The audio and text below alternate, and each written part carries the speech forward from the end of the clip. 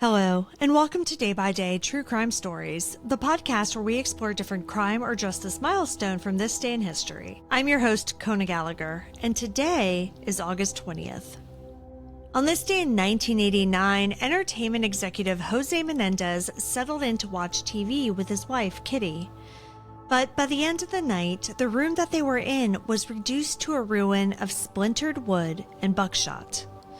The first officers who stepped into the scene thought that they were looking at a mob hit. But within months, suspicion settled on the two young men who dialed 911, Jose and Kitty's own sons, Lyle and Eric. Today, we're talking about the Menendez murders, a shocking double homicide that grew into one of the most infamous trials in modern American history. Let's get started.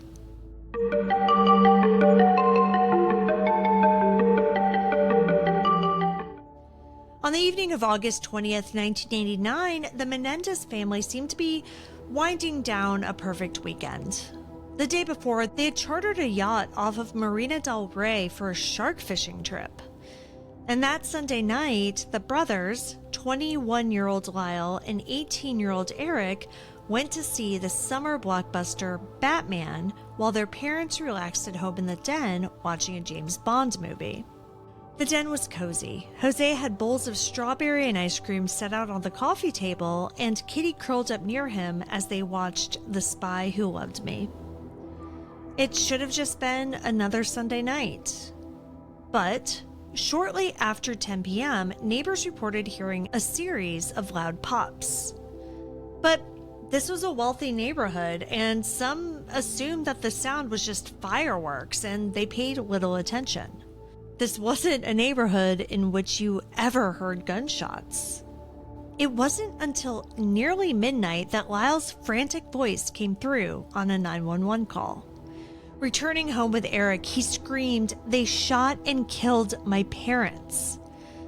When police arrived, they stepped into a nightmare. The den was drenched in blood, and wood was splintered from blasts at close range. Kitty and Jose were unrecognizable from shotgun wounds. To detectives, it looked like a professional hit job. But as days turned into weeks, the mob theory gave way to something far closer to home. In those first few days, the brothers told police that they had been out that night watching Batman. They even lingered afterward to create a timeline that seemed airtight. But detectives noticed the cracks. The alibi didn't hold up, especially once they realized that the brothers didn't have ticket stubs that would have proven where they were. But that wasn't conclusive, it wasn't concrete. But the forensic evidence, on the other hand, was. Shell casings were found in Eric's car, and the brothers had gunshot residue on their hands. And what they did in the weeks following the murders only deepened suspicion. Within days, Lyle and Eric went on what prosecutors would later call a spending spree. They bought Rolex watches, a Porsche Carrera, and a Jeep. Eric hired a new tennis coach, and Lyle invested in a Princeton, New Jersey restaurant. Together, they burned through an estimated $700,000 of their inheritance in just a few months. To prosecutors, it looked like the clearest motive of all: greed. But the brothers eventually countered with a different story. Years later, Eric insisted, quote, "The idea I was having a good time is absurd. Everything I did was to cover up this horrible pain of not wanting to be alive," end quote. Lyle echoed him, saying that he was distraught. He was barely sleeping and not living any sort of a carefree life. But to investigators, the cars, the watches, and the business ventures told a completely different story, one that couldn't be explained by grief.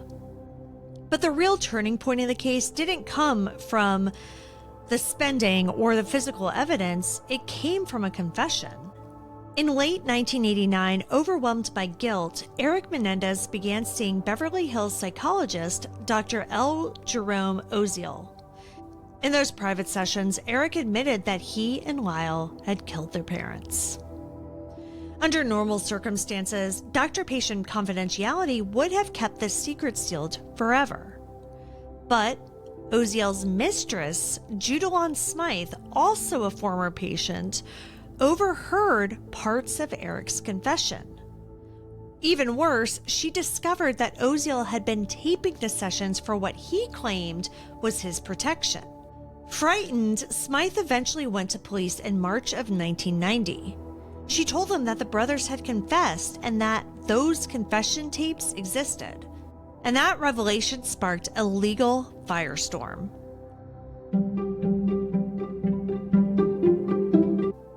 Defense attorneys fought to keep the tapes private, arguing that they were protected by confidentiality. But because Lyle had allegedly threatened Oziel, the court ruled that that protection was void. By August 1991, California's Supreme Court allowed the recordings into evidence. With that, arrests followed quickly. Lyle was taken into custody outside of his Beverly Hills mansion on March 8, 1990. Eric, who had been in Israel, returned and surrendered 3 days later. The first trial began in 1993 and quickly became a media circus. It was broadcast live and included shocking testimony about years of parental abuse.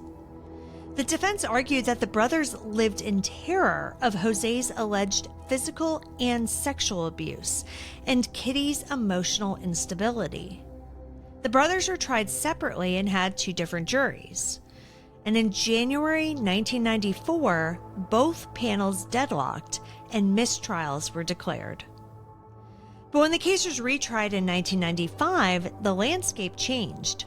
Judge Stanley Weisberg banned cameras from the courtroom, determined not to recreate the spectacle of the first go-round. More critically, he restricted testimony. Experts who once described the brothers as traumatized and battered children were kept off the stand. Eric was allowed to talk only about the most recent incidents of alleged abuse, not the years of trauma that the defense wanted the jury to hear. And without that emotional backbone, the retrial instead focused on the cold, hard facts. The fake IDs that the brothers used to buy shotguns, the fact that they reloaded their guns after the first blasts, and the sheer brutality of the crime. On March 20th, 1996, the jury found both brothers guilty of first-degree murder, lying in wait, and conspiracy.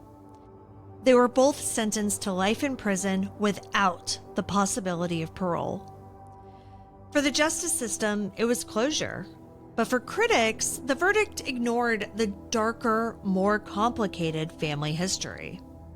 Decades passed. Yet, the Menendez story refused to fade.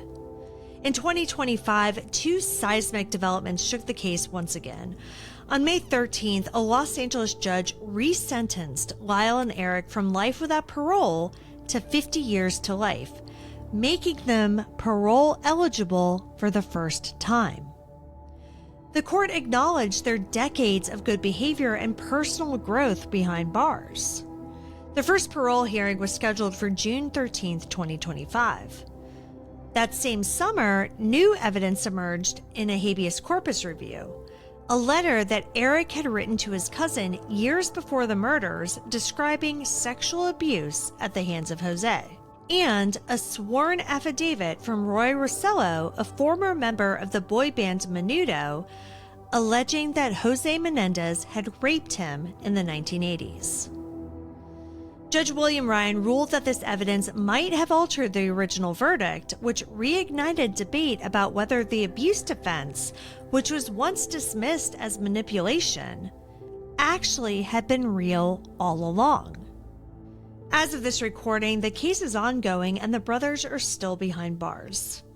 But their release could come at almost any moment. The Menendez case is like a mirror. Tilt it one way and you see calculation. Fake IDs, shotguns, a cover-up, and a fortune spent in weeks. But tilt it another and you can see something murkier. 2 young men claiming that years of abuse drove them to fear for their lives. And then, on August 20th, 1989, those versions of the story collided in a den in Beverly Hills. Thank you for joining me on today's episode of Day by Day True Crime Stories. If you found this episode compelling, please subscribe, rate, and review the podcast. It'll help us grow. And be sure to join me again tomorrow as we explore another significant event in true crime history. Until then, stay safe and remember that behind every headline is a life worth remembering. Day by Day True Crime Stories is a Little Monster production.